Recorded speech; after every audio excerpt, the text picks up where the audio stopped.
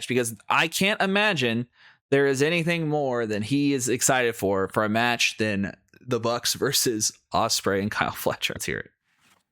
Instead of suffering through the YouTube chat, click like and subscribe. All right, we had Young Bucks versus Will Ospreay and Kyle Fletcher for the AEW Tag Team titles. Dude, this match was awesome. I enjoyed which it. You probably would have figured going in, but it actually was better than I had imagined. It was so great. They had a spot, this incredible spot, which I actually watched it like 5 times. Several incredible. Do you watch this? Oh, the spot. Okay. I thought for a second, Brian Alvarez was saying, I watched this match 5 times. If you watch this match 5 times since it's been out, seek professional help. Yeah. After about the 5th time I watched it, I'll tell you. The one with the hidden blade and the Canadian. Alvarez takes this time to set up his spot where he's like, I watched this thing 5 times and it was an amazing spot and I want to tell you about it. And Dave Meltzer goes, I don't know which one you're talking about. And Alvarez goes, oh, I'll tell you, Dave. And Dave is just taking the conversation to his own like little corner. He's like, no, my turn to talk. You be quiet. Yes. After watching it about 5 times, like, I don't want to say it wasn't incredible, but it was actually a very simple spot. But because it was still incredible. Yeah, because you didn't know what was coming. It was like this place just erupted for this spot. So basically, Fletcher is going to powerbomb Nick Jackson. Nick turns it into an X Factor. All of a sudden, Ospreay flies in out of nowhere with a 450 on Nick. Pops to his feet. Matt flies in with a destroyer. And then Ospreay pops to his feet, hits a hidden blade, and it's a quadruple down. This place is like jumping up and down. They're going crazy for this spot. It was incredible. They signed this one. Fletcher runs wild at the end. They hit the TK driver on Matt. Matt kicks out. They hit him with the Coriolis. He kicks out of that. Fletcher hits the Generico top rope brainbuster. Nick breaks it up. Everyone's down outside, and then that fucker Don Callis, he's got a screwdriver. And he... Whoa, watch your language there, Brian. There's children watching. Gives it to Fletcher. Fletcher gets in the ring. He's actually going to use it, but Will Ospreay stops him, and then he tells Don, get the hell out of the ring. And so as everyone's distracted, the Bucks use belt shots on both Ospreay and Fletcher. Fletcher kicks out, but then they hit the BTE trigger, and they get the pin. This match was incredible. Absolutely awesome wrestling. Yeah, I enjoyed it. But also, there was a lot of great stuff, but there was the one where Ospreay is like draping, right? And then Nick does it's 450, and then they like bounce off and powerbomb. The other move, but like powerbomb, Dave. I think Matt gives him a powerbomb, maybe or something. He did. Yeah, I can't remember what the spot was. Man, I didn't write that one down. That was something, and then that was a cool spot. Not something I've seen before. This is like in the first minute of the match. They do that double top rope moonsault to the floor, from the same turnbuckle. Oh yeah. I mean that. Like, because so much of the stuff today is a lot of stuff today is very high risk, especially in AEW, and that kind of stuff happens now. But it's like when I saw that, it's like I remember like when Kenny Omega and Kota Ibushi would do something similar from the middle rope to the floor, like 5 years ago or 6 years ago. I know it's considered like the greatest tag team thing. Okay, look, I am not the biggest fan of Jim Cornette, but watching Jim Cornette back to back with Dave Meltzer. Meltzer's got zero juice. Absolutely none. He's not a born entertainer. Dude is a journalist, right? Dude does not like try to crack jokes, is not trying to have like they're talking about a very fun match, but they're like, yeah, it was a good match, and they did this spot and they did this spot, and it was cool. It was good. I don't know. Maybe I want something different out of my wrestling media, and maybe that's why I've done this and trying to produce my own wrestling media. I want people to talk about wrestling in different ways. Like, you saw some of the craziest spots out of this match, but we're just kind of like ho-hum chit-chatting about it. I don't know, be more excited.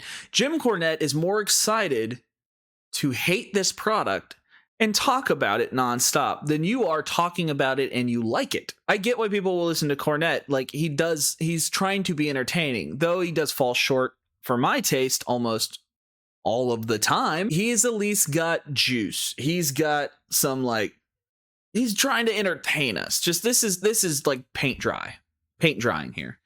That anyone had ever seen. And this was way more spectacular than that because it was top rope, and both of those guys, when they do it, they get so much height. I mean, it's really like a lot of guys do that now. That's actually kind of an overdone move, is that moonsault to the floor. It's almost like everyone does it now. before it used to be something super special. Yeah, I agree with James in the chat. He's saying it's like Trump versus an actual politician. Yeah, dude. Cornette is a lot like that. They're both showmen. They both do the funny, like, we make fun of people's names to like put them down type of stuff. And okay, cool. Like, there's a lot of similarities. And I know the people who like Jim Cornette are going to be like, well, Jim really hates Trump. I'm like, yeah, dude, you can really hate somebody, but you can have the same amount of feelings towards certain things. People forget nuance. And that's also a whole nother detail we should probably talk about as a wrestling community. But yes, this is the Joe Biden boring speech to Cornette's Trump like rhetoric. It is just like, okay, yeah, dude, yes, these things did happen, but like, give me something on this. This is just boring to listen to. You're just casually talking about spots. You're not talking about how it made you feel. You're not talking about it's so clinical and just kind of dry. Brian, so James is saying Brian is funny as heck. He's the personality. Well, he needs to start talking more. But these guys, and they split. I think that's the thing with that Fletcher is becoming that Ospreay is. Also, why is Meltzer on a phone? Can we not get this guy like a proper audio setup? Like, can we get him a proper audio setup? This shouldn't be hard. I mean, I see live streamers have great setups and they're like doing it out of a backpack. It's not like when they do the move, they just do it better than everybody else in the business. So yeah, we still get him a mat. I know he's traveling, but we still get him a microphone. The match is better than that because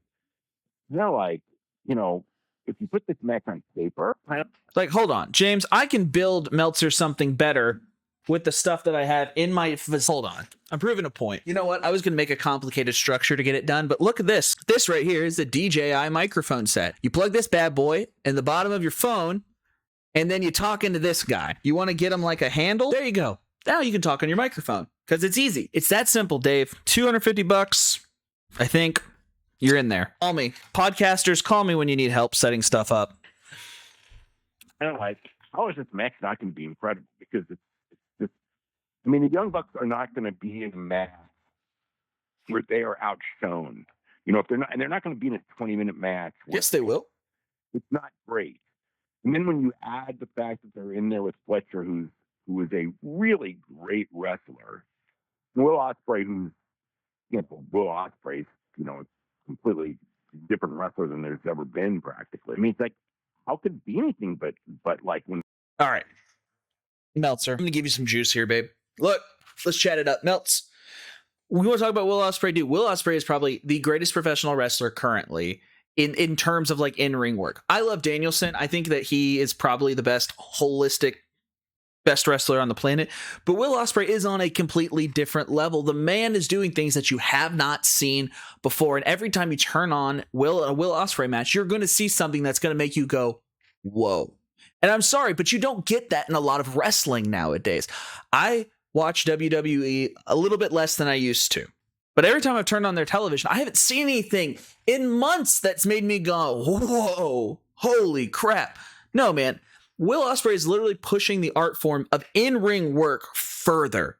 And that's what we need. We always need guys like this. And not everybody is going to be, the cup of tea is going to be Will Ospreay. And that is fine. That is A-okay if you do not like Will Ospreay. You are entitled to your own personal opinions. But you cannot say the man is not doing things that you have seen before. There you go, Brian. See, that's how you should talk about Will Ospreay. Talk about things with a little bit more passion. You're just so bleeding boring, Mr. Meltzer. And I understand why people are like, this guy's a dork. Yeah, dude, he's got zero juice. Appeal that. I'm getting another live restricted because whatever. We had Conglomeration inducting Rocky into the group and hyping up the Tornado match with the Learning Tree and Collision. And then Tony calls out Prince Nana. And Nana's talking about how mentally Swerve is the most dangerous man in AEW, but physically, he's not quite back yet. He's fighting every day to come back for the fans. And suddenly he's interrupted by, of all people, the debuting MVP. Good. Who's using that name? He is using the name MVP, yes. And he says Swerve is the most dangerous man in AEW, but, I've seen the highs and lows of his career. I saw the house being burned to the ground. Why is this guy who burned down his house running around smiling here? Juiceless. That's not a failure on Swerve, he said. It's a failure on his management. And he It runs was a down great Nana, segment. tells him that when Swerve is ready to be taken serious again, please give him my business card. So it looks like Swerve is going to be feuding with the Hurt Business. Yeah, Oh, this I is think the you news show? Well, dude, you can make the news entertaining. Like, yeah, you could make the news entertaining, but this is dry. This is really dry. And I'm sorry. It's super good. Like, okay, I get the wrestling's good, but like the coverage of the wrestling is bad. It's just so like, I understand. It's the news, whatever. But like you can juice up the news a little bit. Give us a little something. What do we got? I mean, it's good. I also don't think that I don't think that there's people that you're going to bring in. I really think that you would want to bring in. Sky Donkey 900 says when Ospreay hit the triple Lindy but stopped midair before he hit the water and then skibbidied across the pool into a backflip landing on the other side, I was in awe. Dude, yeah. Will Ospreay can do that. No one else can do that triple skibbity. Younger people. I mean, they're already too old. As far as like an overall, I think there's too many older wrestlers. I mean, they're good. It's not like it's not like with Christian Cage or something. Like, it's not like they're. I don't know, they're man. their weight. This guy in here, I'm just gonna go through these. Look, they're boring. They're boring. Let's go through their chat. Let's go through their comments. If you've seen one Young Bucks match, you've seen them all. I mean, you can say that about all pro wrestling. There's definitely different spots and completely different action going on in here, but whatever. Disingenuous take. Woohoo! 4 hospitalizations spots in 5 seconds lead to a 2 count. Yeah, man, some people kick out of moves. I don't know what you're talking about. There was no psychology and lots of no selling. 5 stars. I'm sorry, people just don't know what they're talking about. They don't. All right, I'm gonna get ready. I'm gonna end this stream, but I'm gonna do something fun. Let's go look at the comments on my last Cornette stream. Brian. All right. 2 days ago, 1.6 thousand views, which is a lot. 89 comments. That's a lot. Yeah. I messed up the audio on this one. Your takes of wrestling are crap. That's cool. You sound like the biggest apologist for AEW. You sound like a guy who says all wrestling is good wrestling. Because I believe all wrestling is good wrestling, folks. I don't know what to tell you. Like, I like pro wrestling. I like pro wrestling. It's basically like one fish, red fish, two fish, blue, or what is it? Green eggs and ham. I like wrestling in a box. I like wrestling with a fox. I like any type of wrestling anywhere. I do not care if it is in. I've watched wrestling. I've seen pay-per-views live. I've been, WCW pay-per-views, WWE pay-per-views. I've been to outlaw deathmatch promotions in a small town gay bar parking lot. Like I've been to all these. I've been to wrestling in every conceivable place, and I've always enjoyed it. I've never gone to live pro wrestling and had a bad time. If you're going to live pro wrestling and having a bad time, I'm sorry, that's on you, friend. It's not fun. Dreadful content. 14 likes, hell yeah. Dude, the cult's strong. It's painful to watch and listen to due to audio issues. Yeah, that's true. Truly awful takes. All right. Dude, a wild neck beard appears. This one popped me.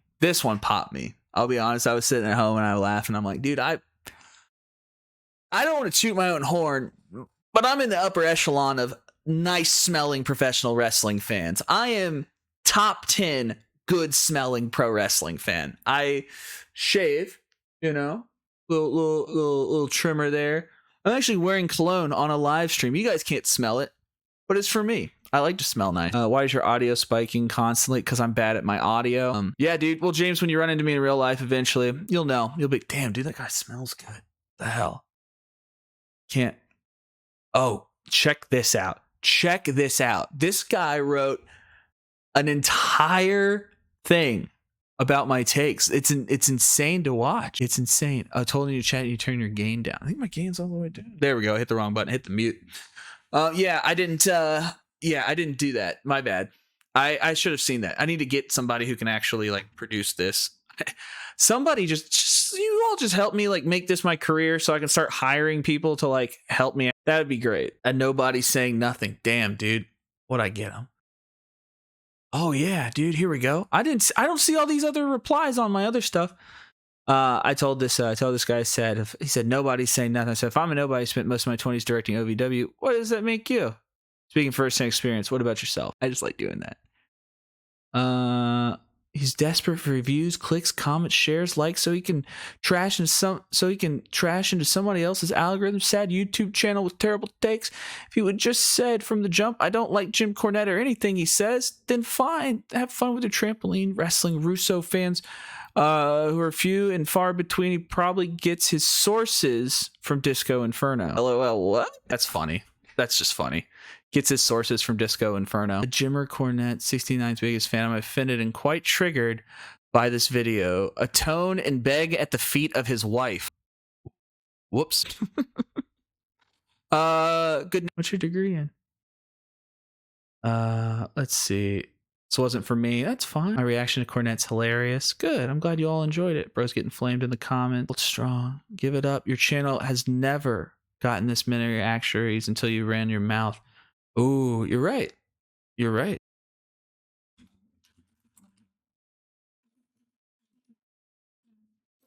Oh, it's fun.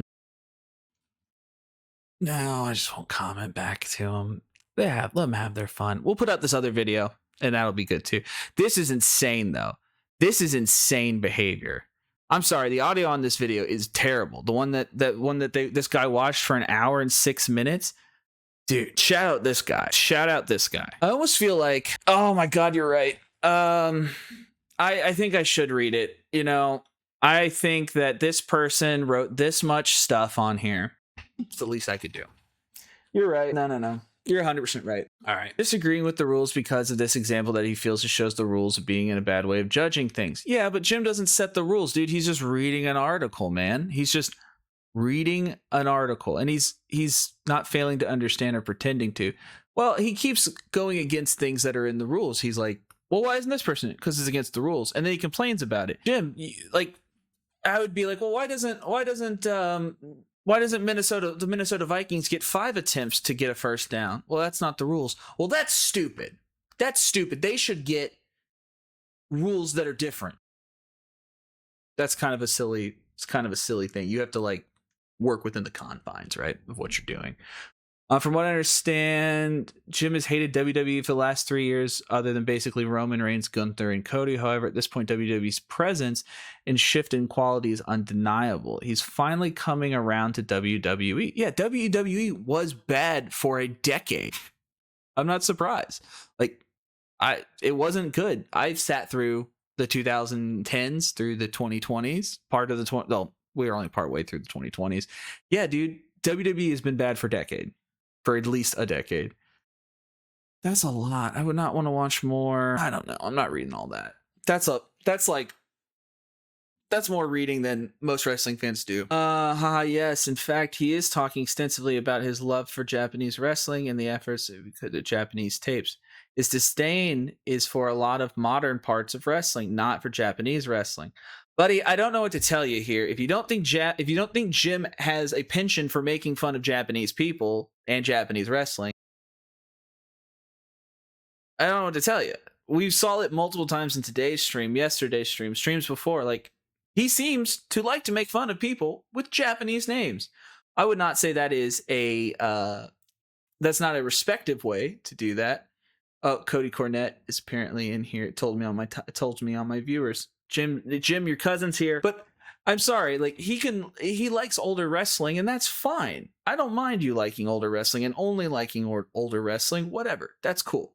No problem with that at all. But to say like wrestling should only be one thing is kind of ridiculous. We've had the old man yell at the new stuff as a trope throughout history. Jim is just in the long lines of those people, which is fine. But to say he's like the genius voice of a generation, we should do everything that, like, I'll be honest, I'm saying this as someone who's never done this. But Jim, you have not produced a television show that's gotten the numbers that AEW has gotten in like 30 years. And you were a part of WWE at that point. You weren't the head of creative. You weren't the lead booker. Like, I'm sorry, but it is hating from outside the club.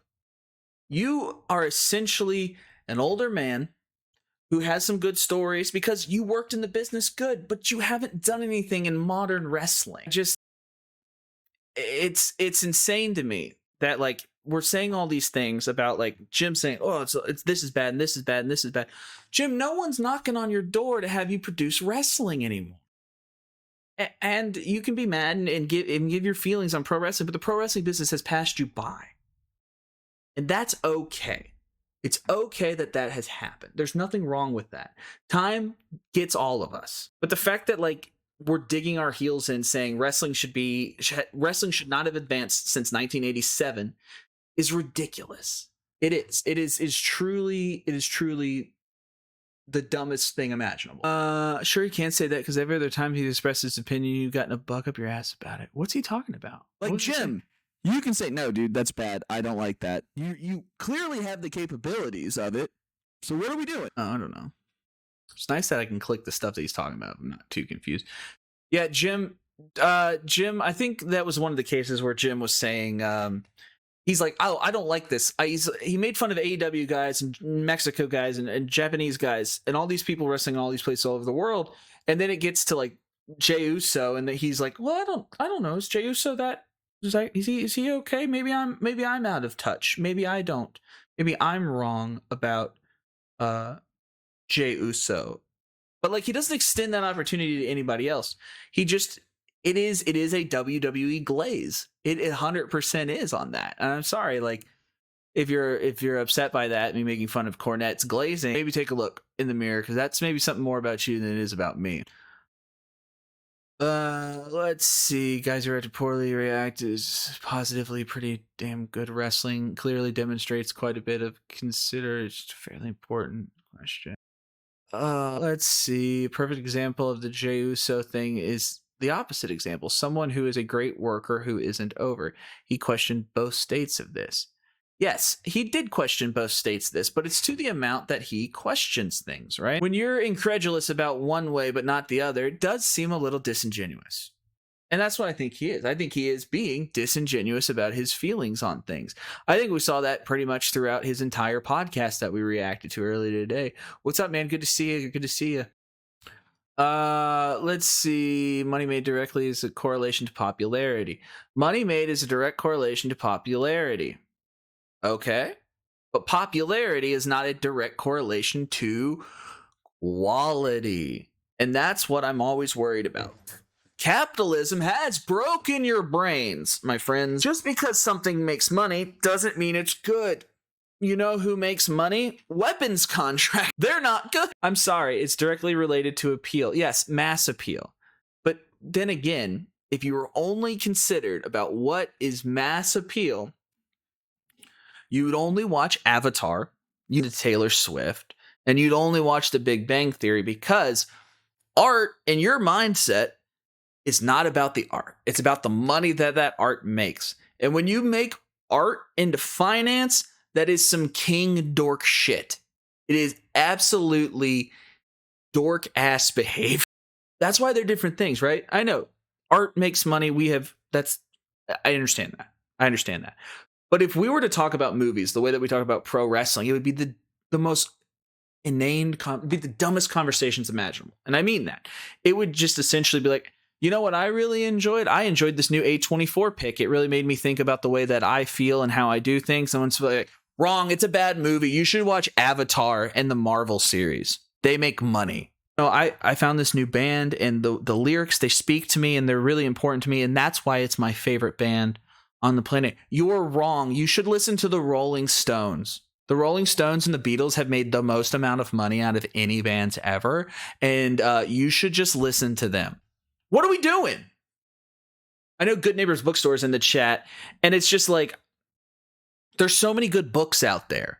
So many people take time, effort, and energy. If we just devolve that conversation to, well, you should read the Bible, it sold more copies. That's what I'm saying. Capitalism has broken your brain. You forgot what art is for. And it's a lot of LARPing about like this. You're LARPing about finances. You're LARPing as TV executives. You're LARPing as business executives. None of this stuff doesn't make the art better. I'm sorry. I don't know about you, but if I watched a movie, I don't remember watching a movie at home and getting into it and saying, this is great. This is speaking to me. And then pull up my phone and look at the box office numbers and go, you know what? Never mind. It's not important. It's not popular. It's just crazy. Given wrestlers the higher ups don't meet their taste. Don't meet their taste. Why would they have to assume that anyone they don't know isn't that? Why do you think that we have to speak accurately about everyone who comes up in conversation? Why do you think they have to speak accurately? This is insane. This is why they call them the cult of Cornette. Why do you think they have to speak accurately about everyone that ever comes up in conversation? Buddy. If you don't know something, don't talk about it.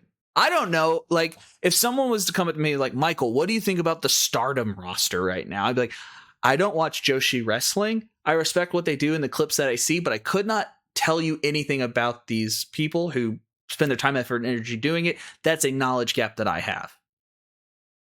That's how you address those things, right? You don't have to speak about everything that you don't know about, and that's fine. But somewhere in the professional wrestling space, we've gotten to this idea like if you don't know something, you're not a good fan. And okay, I don't think that that's the case. I think if you speak about things you don't know about, that makes you not a good fan. In the chat says, I have a question. Lynn has a question. Why do you give AEW a pass on things I've seen you complain about with WWE? Let me know exactly like what. I think I'm pretty fair. I think that there are problems with both companies, but you let me know what I'm giving a pass on, because maybe that is the case. Maybe there is a blind bias in my mind that I do not see. I'm always open for discussion, always open for changing my opinion on things when new information is presented to me. I don't have an issue with that at all. So if you have examples of it, I'm down to hear it, man. And my question doesn't involve Cornette. I don't like Cornette. He has shown racist tendencies. Okay, yeah. Yeah, if you let me know, we chat about it. I really don't have a problem with that. Remember, I don't have a feeling one way or the other. I have feelings about pro wrestling, and just like I guess Cornette does, right? Cornette has feelings about pro wrestling in the sense of like wrestling should never have advanced since 1986, which is his prerogative. I have a feeling of how pro wrestling should be, and I think that is ever changing and should reflect the culture of the world around it. Because I think in and of itself, and this is pulling a little bit behind the curtain here, pro wrestling for me is the highest. It's like a very high form of satire. Everything in the world of pro wrestling, no matter how big or how small, is solved by violence. It's solved by two guys fighting in the ring, and that is exactly what I think is. It distills humanity down to like its essence, right? Conflict, and how do we resolve that conflict? Unfortunately, in the world of pro wrestling, everything is resolved with a pinfall, which necessarily is not the way that real life is. That's why when CM Punk hauled off and hit Jack Perry in the back, like that's weird. That's weird behavior because you're at work. That's not how we solve problems in the real world with adults. You took make-believe and made it a real thing.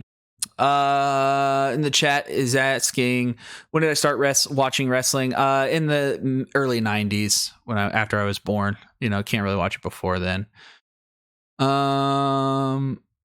Let's see. Okay. So Lynn says, I got you. AEW does great pay-per-views. The storytelling leading up isn't the best of the builds there. I think they are. I watch their program every single week, and I can tell you there's a narrative structure that flows through every single show. And they've done a great job. Now, will I say, I appreciate the gifts, y'all. I'm seeing all these gifts coming in. Thank you so much. Now, has there been stories that they've done for quote unquote bangers for the sake of bangers? Yes. Yes, they have. And I think they've been upfront with that. I think that there are some times where they've said like Will Ospreay and Bryan Danielson. The whole thing of that was, I want to figure out who's the best wrestler on the planet. Some say it's you, some say it's me. That's enough for a story sometimes. But to say AEW does not have stories, I think is disingenuous because I'm watching every week and I'm able to tell you storyline beats week after week. So I don't know what builds you're not liking. I mean, I think the build with Moxley and Danielson is good that they've been telling. I think the story that they've been telling that I think Darby and Moxley are essentially the same guy. They're just going about it in different ways as they both want to see more out of the people here in AEW. I think Moxley's character is really cool right now. I think the biggest gripe I have storyline wise for AEW right now is the women's title picture. Willow coming out and doing the interrupting or making the save and then challenging for the title is kind of crazy, because Willow's just like, she lost to Chris Statlander last AEW match she had on TV, and then she also lost the CMLL title that she held as well. If you don't follow Lucha Libre, that's fine, just smarten you up to what's going on. So she's had 2 quote-unquote high-profile losses. Why is she challenging for this belt? I mean, previously she had some matches with Chris Statlander, which she lost. She also lost the TBS title a little bit ago.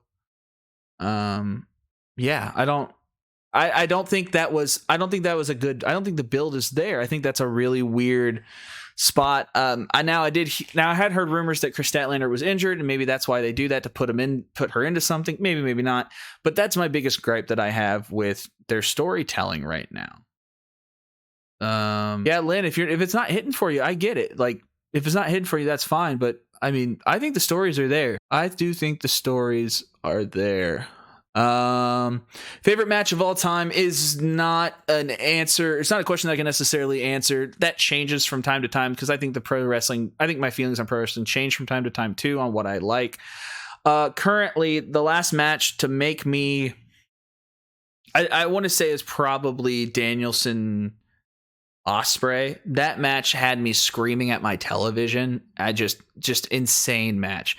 So I don't have a favorite match of all time. I'm going to say that that's one of my favorite matches. And the thing that I like is something that I see in pro wrestling that I'm like, I did not see that coming. I was not expected. Things that can still surprise me. I'm a very jaded wrestling fan. If you watch the live stream last night, I'm telling you what commentary is going to say before commentary is going to say it. I know what's going on. Like, I know I'm able to follow the narrative structures. I'm able to follow the stories as they're going on. And sometimes, maybe that's the case. Lynn, maybe that's the case of why this isn't hitting for you so much. Maybe I'm looking, I know a little bit more, maybe. Not saying you don't know stuff, but maybe that's the case. Maybe it's not so overt that everyone's picking up on it, and that's fine. But back to the question about my favorite matches of all time. I just like when there's something new. I love something different. Every time that something's different, something unexpected that, makes me feel like I'm 7 years old again. That's the kind of stuff that I like. And I think that AEW does do a decent job at that. Now, I'm not saying WWE is bad at it, so please bear with me as I go through this. The ceiling for AEW, right? Let's bring out the sketch pad again. Can I get a new one? New, right? Oh, graph paper too. Oh, this website rules. All right. Oh, WWE, right? I think WWE is good. Like, I think that their stuff is, if this is the baseline here, I think their stuff is usually like in this realm. And it's consistently in this realm. This is top, right? This is the top. There we go. I think AEW, I think they have a ceiling that's a lot higher. But I also think that they have the potential to do a lot of bad things as well. A lot of things that I think are dumb or bad or just things that don't make sense. Now, WWE has the ability to get up here. They've been up here. Sometimes certain storylines over the years have made me feel this way. But they're usually in this like high to mid tier range. But AEW has the ability to do better things, but they also have the ability to take really bad shots at things.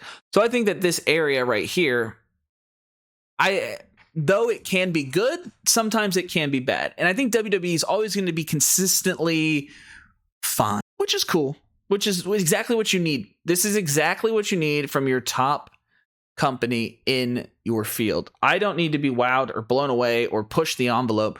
These people, WWE, need to keep the status quo. Because as long as the status quo is there, we'll continue to make new wrestling fans.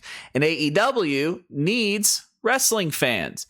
Because nobody at 13, 12, 10, 9 years old is going to understand what's going on over here. The way they tell stories, the way they expect you to be a wrestling nerd it's not going to work for new fans. You need a feeder system, right? And I'm not saying you watch WWE and then you watch AEW when you grow up. You can still watch both. I watch both. What I'm saying is WWE has to have, AEW would not be what it is without WWE. No chance in hell. Yeah, this guy just goes on and on, chastising for not knowing about every effing bit of the wrestling space. Yes, friend, I am going to say that you should not talk on things that you don't know about. I do not care if it's wrestling. I do not care if it's politics. I do not care if it's polo. But we have to normalize going, I don't know this, man. Not my bag. Not terribly sure about this, but you have your feelings about it. Just, it's disingenuous to like say that I'm chastising him for not knowing about every bit of wrestling. That's not the case. It's just not.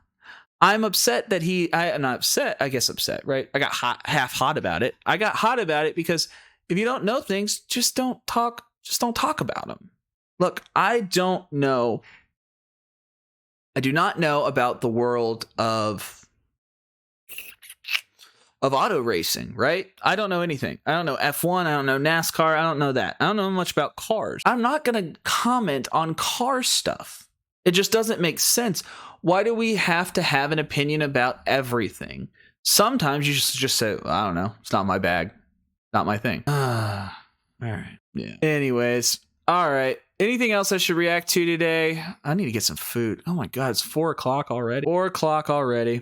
What's going on? It's chat saying W put their foot on the gas for 4 months out of the year. WWE does put their gas. WWE has been good recently. It's just not my favorite. They aren't telling my favorite stories, and that's fine. I'm not gonna sit here and bash them for not telling stories that I like, because guess what? It's okay. It's okay that they do not tell stories. If they don't tell stories that I enjoy, somebody else does, and they can enjoy them. What else is going on? Yeah, like James said in the chat, he has influence and that can hurt someone. Yeah, they were going through the PWI list and they mentioned Alex Kane. And like they said, oh, I'm not sure who Alex Kane is. And they said, well, I guess I'll learn about him whenever he ends up on WWE or AEW. Like, it's discrediting the work that people are doing on the indies. And I know Alex Kane works for MLW. It is really disheartening to hear that, because you guys, not you all, the chat, but you all, Jim Cornette and the gang, are tastemakers in the world of pro wrestling, right?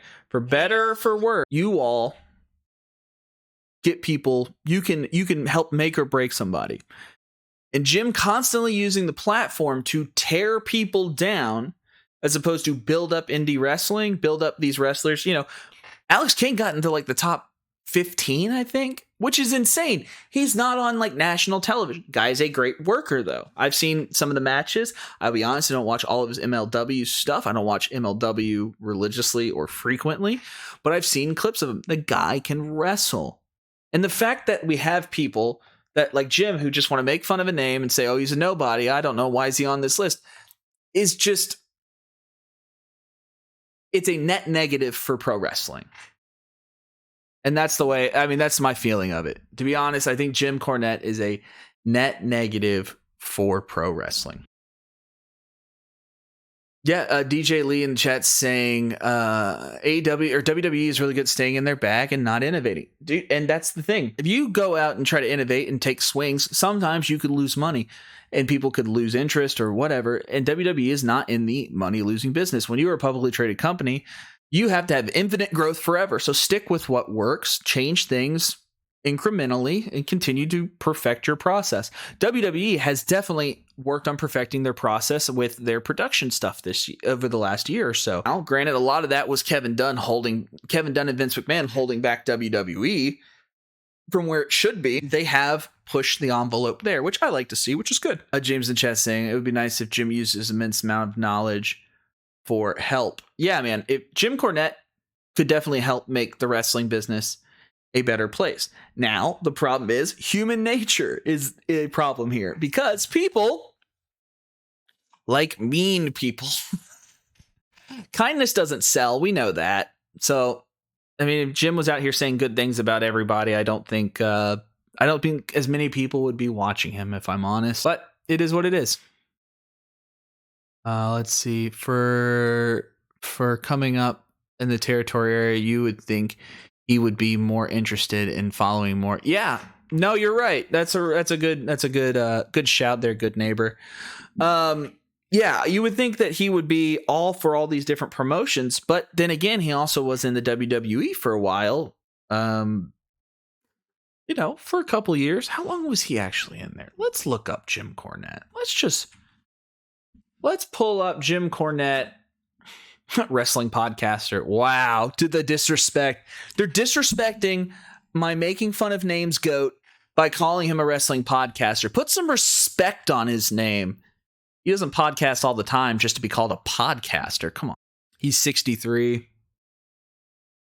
63 years old.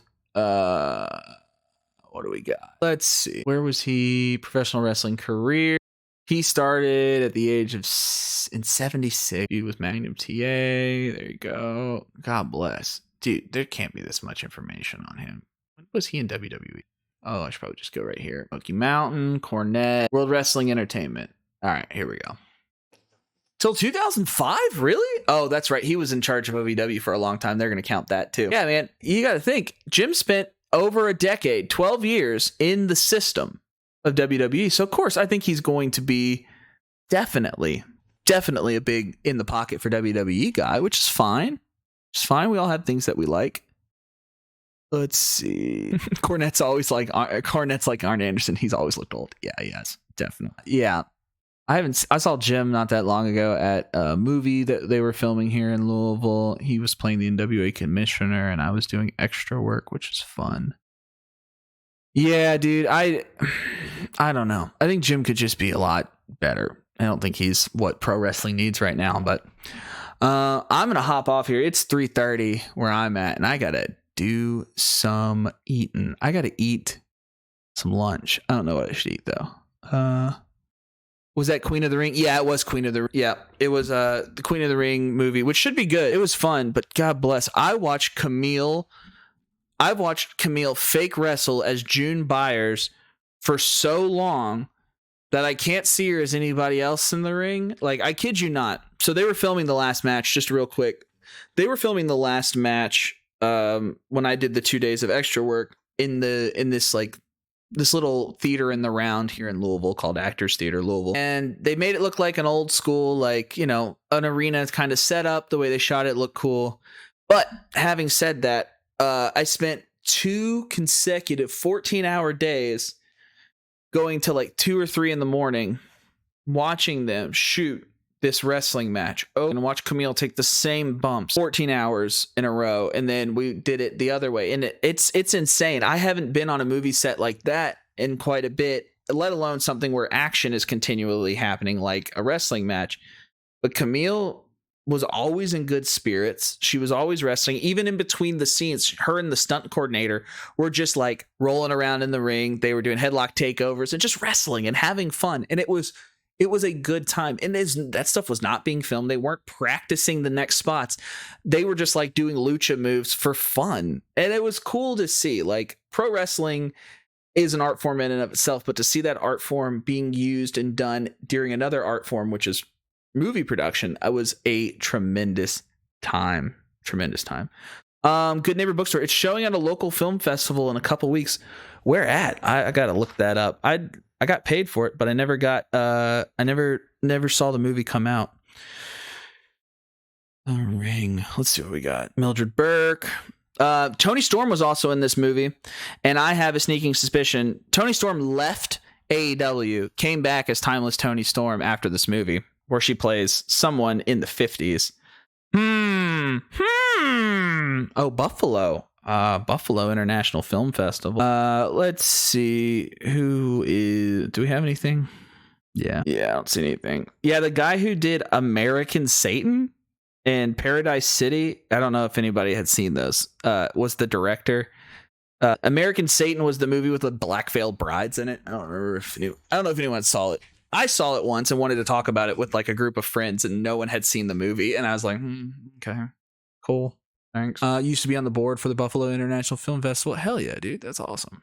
All right, y'all. Thank you all so much for the gifts today. And I appreciate that so much. If you're not following on our following on our YouTube channel as well, please pop over there. The link is in my bio. Appreciate y'all and everybody for stopping by and hanging out today. It's been a great stream. We did a little over 3 hours of streaming today, and tonight I'm going to be going to OVW's television taping. Gonna go take in some live wrestling and do a wrestling vlog. For those who have been on the live streams, I've been talking about this at the end of all the live streams over this week. I am doing every piece of wrestling media that I can come up with. Last night we did a live stream. Today we did reaction content, and now tonight I'm going to be doing a vlog. So every piece of wrestling content that, you know, you see people do vlogs for pro wrestling, you see people do reactions, you see people do live streaming events. I'm going to do all of them and find out which one I think is the most fun, what was challenging about each one of them. So make sure you are following. I'll be putting out a long form piece of content later on talking about all of these. But as always, I just want to reiterate the same thing I always do. Pro wrestling is predetermined, but your life isn't. Go do something great today. We'll see you next time.